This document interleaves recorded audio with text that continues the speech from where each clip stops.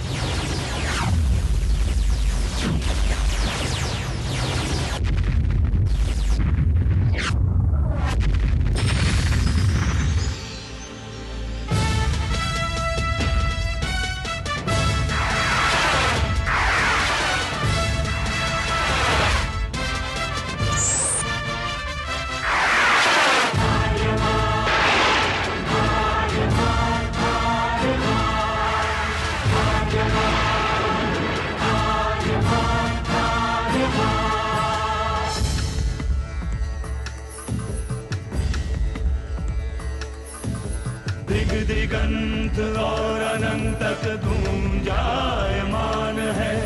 ब्रह्मनाद है विधि का वो अटल विधान है। धर्म की अधर्म पर विजय का वो प्रमाण है। जायमान है वो अटल विधान है। विजय का वो प्रमाण है। ब्रह्मांड का महान योद्धा आर्यमान है।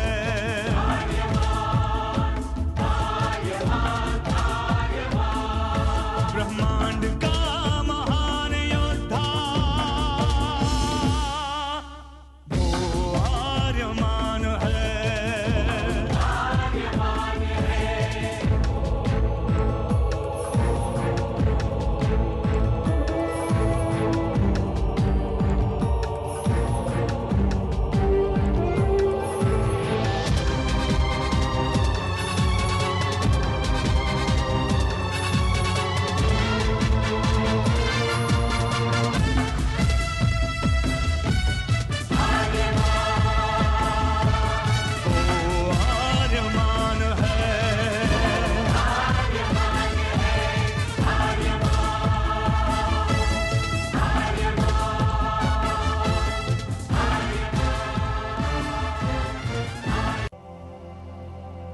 अनंत असीम ब्रह्मांड, अद्भुत, विशाल, विराट, जहां असंख्य आकाश गंगाएं प्रतिक्षण बनती रहती हैं, मिटती रहती हैं। हर आकाश गंगा में होते हैं अनगिनत तारे, अनेकों सूरज, और सूरज के साथ होता है अपना सौर मंडल, जिसमें रहते हैं अनेकों ग्रह। न जाने कितने सूरज चमके और बुझ गए, न जाने कितने तारे चमके और खो गए, न जाने कितने ग्रह, कितनी पृथ्वियां, कितनी सभ्यताएं बनी, बढ़ी और खो गई समय की इस अनंत धारा में। इन्हीं अनजानी परंतु अमर गाथाओं में से एक है महागाथा ब्रह्मांड के योद्धा आर्यमान की। बहुत समय पहले पृथ्वी से लाखों प्रकाश वर्ष दूर आर्याना आकाश गंगा में एक ग्रह था, थार।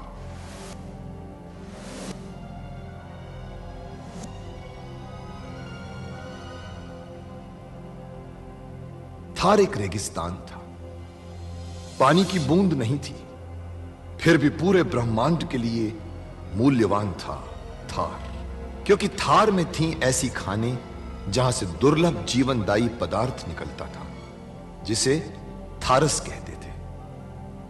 यह किसी भी ग्रह की जहरीली से जहरीली हवा को भी रासायनिक प्रक्रिया से प्राणवायु बना देता था, जीने के लायक बना देता था। कहावत थी, थारस जिसके वश में, पूरी आकाश गंगा उसके वश में। आर्याना आकाश गंगा की संरक्षक संस्था ओमियान के नियमों के अनुसार थारस को कोई भी व्यक्ति अपने वश में नहीं कर सकता था। यहां तक कि थार ग्रह का राजा जारांत भी नहीं। राजा होते हुए भी जारांत अपना राज्य गणतंत्र प्रणाली से चलाता था। खानों से निकलने वाले थारस का 25% भाग ही थार ग्रह के हिस्से में आता था। बाकी का हिस्सा ओसेक अंतरिक्ष संगठन में चला जाता था। ओसेक आरियाना आकाश गंगा के व्यापारियों का संगठन था और जिसका संचालन अंतरिक्ष में बनाए गए एक कृत्रिम ग्रह ओसेक से होता था। मगर ओसेक संगठन में कई व्यापारी ऐसे भी थे जो अति महत्वाकांक्षी थे, जो पूरे ब्रह्मांड में अपना आधिपत्य स्थापित करना चाहते थे। परंतु जब तक ओमियान था तब तक कोई कुछ नहीं कर सकता था।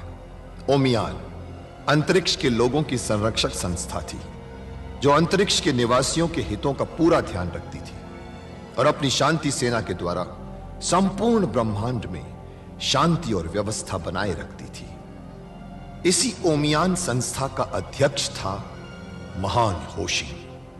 होशिंग जिस ग्रह पर रहता था उस ग्रह का नाम था गुरुक्षेत्र, जहां आज छिड़ी हुई है एक महाजंग।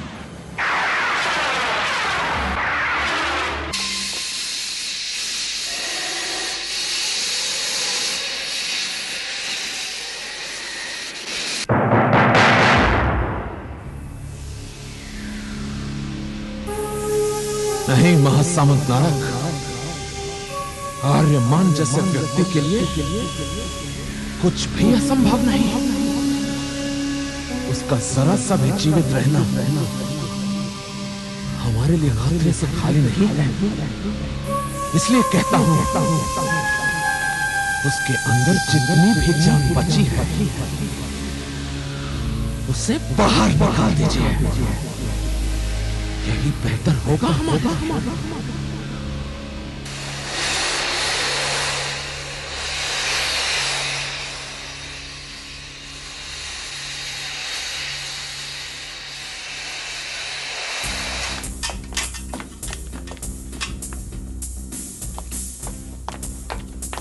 जल्दी आओ टोबो,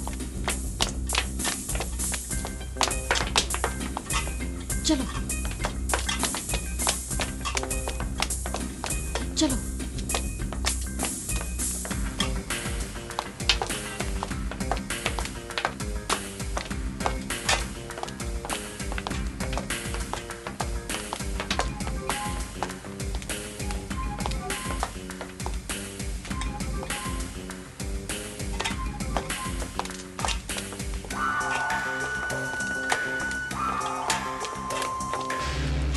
बच गए, अब आगे कैसे जाएंगे? तुम फिक्र मत करो टोबो, मैं सवितान की शिष्या हूँ। मैं अपनी शिक्षा का प्रयोग करती हूँ।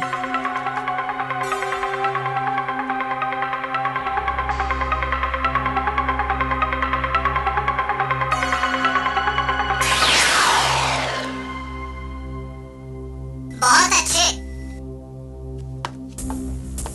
मैं तैयार हूँ टोबो, चलो।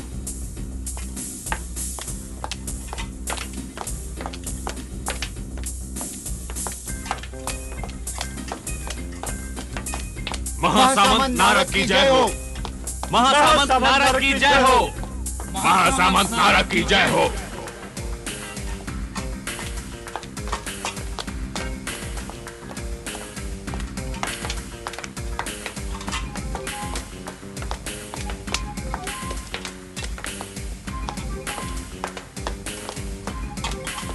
महासामंत नारद की जय हो।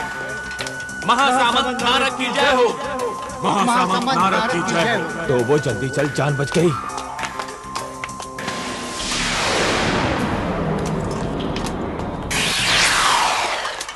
अरे बाप रे, आप तो बदल गई।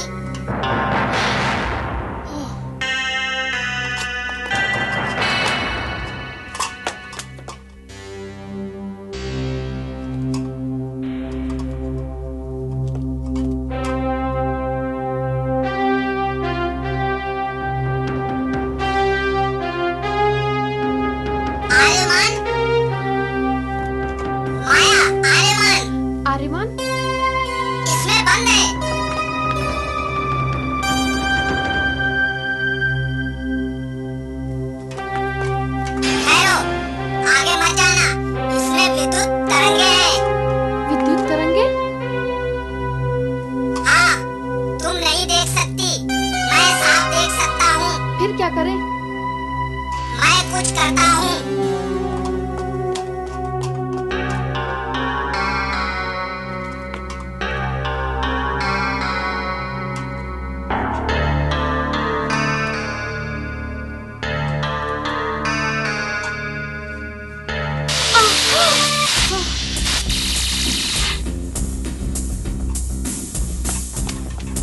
वाह टोबू वाह, चलो जल्दी।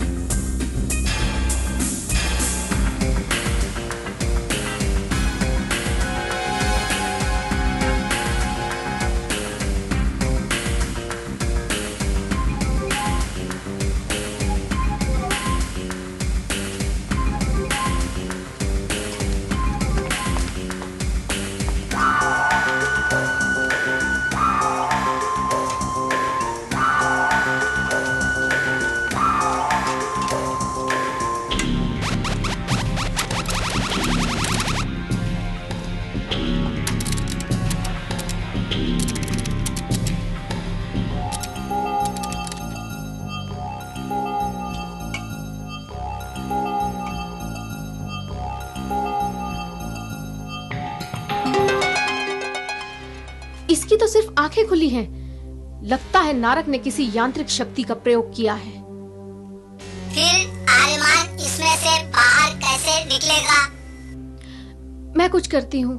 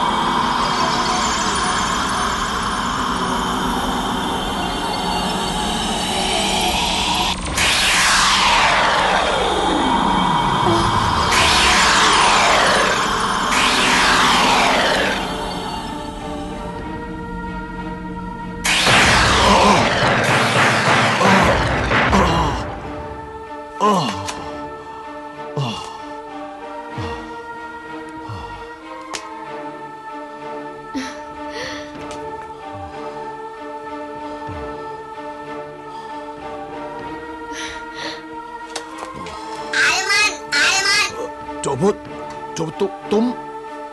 हाँ, मैं तुम्हारा बड़ा भाई। तुम ठीक हो? हाँ, मैं ठीक हूँ टोबो। आर्यमान, तुम ठीक हो ना? आप कौन है? ये माया है। माया? मेरी माँ की सहेली? हाँ। आर्यमान, रसा का पुत्र, तुम इतने बड़े हो गए, आखिर मेरा बलिदान व्यर्थ नहीं गया। मेरी माँ ने तो मुझे सिर्फ जन्म दिया था, मगर आपने तो मेरी माँ के जीवन के लिए अपना सारा जीवन बलिदान पर चढ़ा दिया। एक अनंत मृग तृष्णा में ढकेल दिया अपने जीवन को, और आज आपने मेरे जीवन की भी रक्षा की।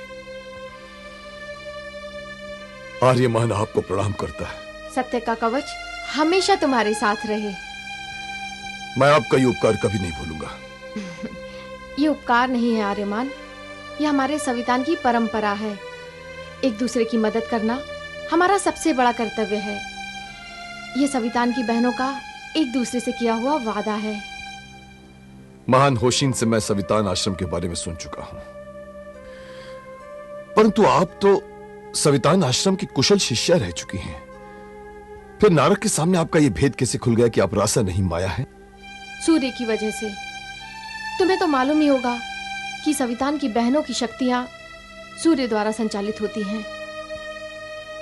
जब नारक पहली बार मेरे कक्ष में आया, उस समय सूर्य अस्त हो रहा था। दिन अंत होने पर है, कहीं ऐसा ना हो कि नारक के आने से पहले ही सूरज अस्त हो जाए। जाबो की राजकुमारी, नारक के शयन कक्ष में स्वागत है। मेरा रूप बदल गया। उस दिन तो मैंने बात संभाल ली, लेकिन एक दिन जब नारक को यह पता चला कि रासा का पुत्र ही उसका संहारक होगा, तो वो मुझे मारने आया।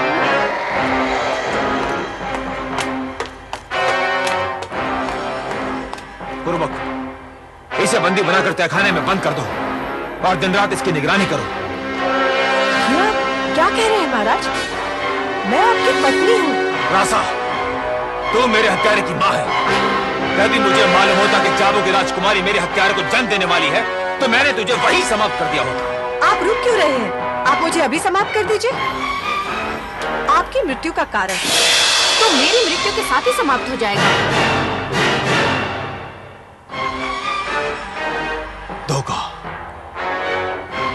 विश्वासघात। मेरा रूप बदल गया।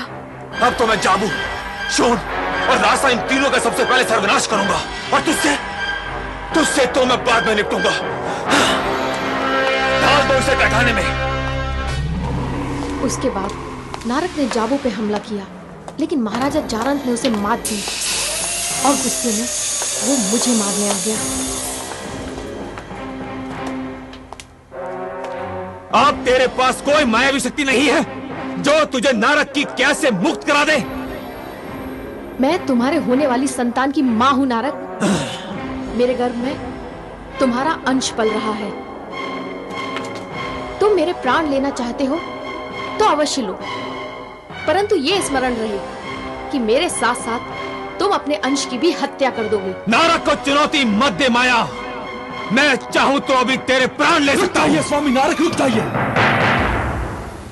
इस औरत को मारने की इतनी जल्दबाजी अच्छी नहीं। इस औरत के लिए, मात्र इस औरत के लिए आप अपने अंश को कुर्बान कर देंगे? नहीं स्वामी नारक, नहीं। यह स्मरण रखिए कि इसकी कोख में पलने वाला बच्चा आपका उत्तराधिकारी है। इसे मारना ही है तो बच्चे के जन्म लेने के बाद मार दीजिएगा। आपको अपना उत्तराधिकारी मिल जाएगा और इसे इसके विश्वासघात का दंड। और महासामंत नारक, हो सके तो इसकी देखभाल की उचित व्यवस्था कीजिए। ये तुम क्या कह रहे हो कुरुबक? इसके देखभाल की उचित व्यवस्था? इसे तो जितना संभव हो उतना कष्ट देना चाहिए। इसकी देखभाल, आपकी होने वाली संतान की सुरक्षा, उसके स्वास्थ्य के लिए अति आवश्यक है महासामंत नारक। तुम ठीक कहते हो कुरुबक। तेरी आयु 9 महीने और बढ़ गई विश्वासघातिनी। केवल 9 महीने।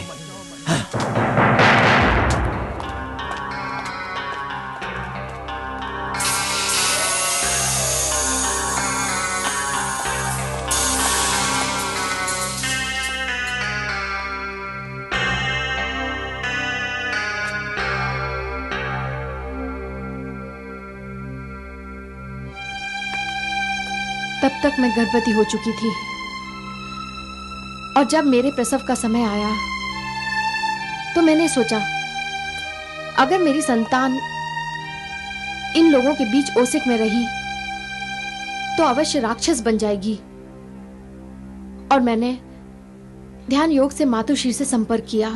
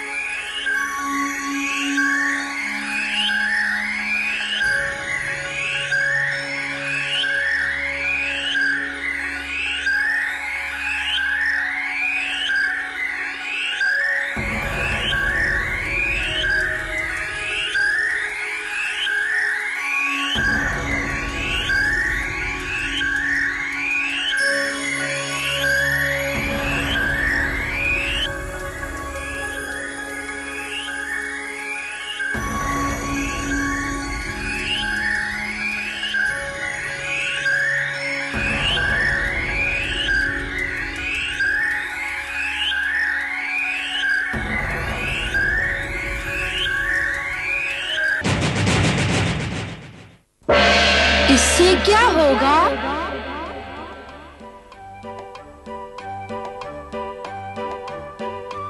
आप खाएंगे? जी हाँ राहुल मियाँ, संतरा जरूर खाएंगे। संतरा है भी बहुत अच्छी चीज। परंतु आप एक बात जानते हैं राहुल मियाँ कि कार्बनिक और अकार्बनिक कचरों को अलग अलग कचरे की पेटी में डालना चाहिए। ये क्या होता है? कार्बनिक और अकार्बनिक से मेरा मतलब है ऑर्गेनिक और इनऑर्गेनिक कचरा। तरकारी, फल, अंडे के छिलके और बचा हुआ खाने जैसी गीली चीजें ऑर्गेनिक की श्रेणी में आती हैं और धातु, कांच और प्लास्टिक की चीजें इनऑर्गेनिक की श्रेणी में आती है। इन दोनों को अलग अलग कचरे की पेटी में डालना चाहिए। उससे क्या होगा? उससे बहुत फायदा होगा। जो ऑर्गेनिक कचरा होता है इसको हम लोग दोबारा इस्तेमाल कर सकते हैं, जैसे कि हम लोग खेतों में डाल सकते हैं। तुम जानते हो ये ऑर्गेनिक कचरा जो होता है ना, ये खेतों के लिए बहुत ही अच्छी खाद साबित होता है। और इनऑर्गेनिक कचरे को हम दोबारा रिसाइकल करके कागज जैसी चीज बना सकते हैं।